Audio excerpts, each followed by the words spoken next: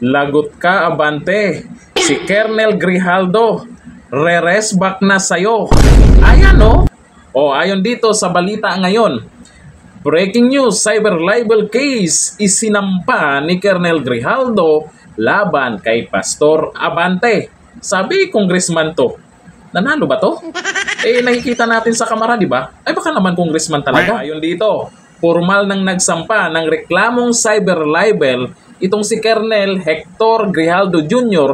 laban kay congressman daw Benny Abante Jr. sa Office of the City Prosecutor sa Quezon City sa tulong ng Go and the Guzman Law Office. Lagot ka. Abante ng abante yan, di ba? Tingnan natin kung aatras siya. Nagsimula ang issue sa pagdinig ng Senate Blue Ribbon o Subcommittee kaugnay ng war on sa ilalim ng panunumpa. Sinabi ni Grijaldo na sina Abante at Congressman Dan Fernandez ay pinilit umano siyang kumpirmahin ng isang reward system. O yun nga yun yung may nilabas pa nga silang CCTV niyan para sa mga pulis. Tumanggi siya at iginiit na hindi siya makapagsalita sa bagay na wala siyang personal na kaalaman. O ito, ngunit sa panayam sa ANC 24/7 kasama si Karen Davila noong October 29, 2024, itinanggi ni Abante ang version ni Grijaldo at paulit-ulit umano siyang tinawag na matay tao or killer. May ebidensya ba si Abante dyan, si pastor o pastor daw? Ano bang maganda ay tawag dito? Pastor Abante o Congressman Abante? O ipagsabay, Congressman Pastor Abante? O baka Atras Abante? Ano ba pwedeng itawag sa kanya? Comment na tayo dyan. Ayon kay Grijaldo, hindi lamang pamumulitika ang naging pinsala kundi personal at profesional.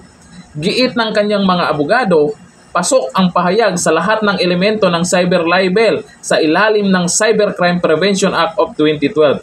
O ayan, Abante, kung ano yung pinagyayaw-yaw mo, patunayan mo kung totoo.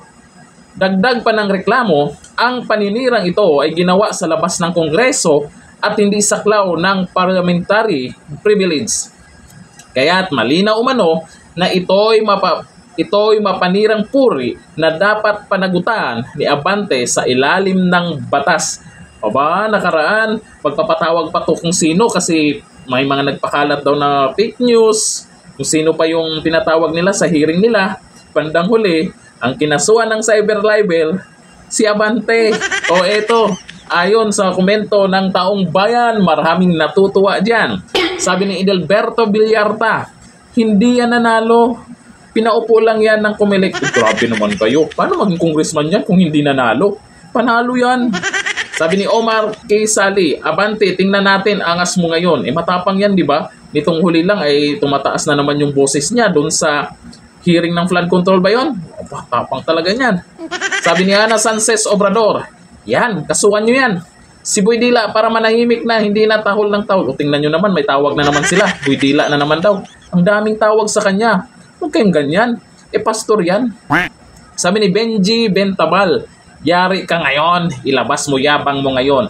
Naku, mayabang, matapang, ano pa tawag? Ang daming tawag nila dito kay Abante.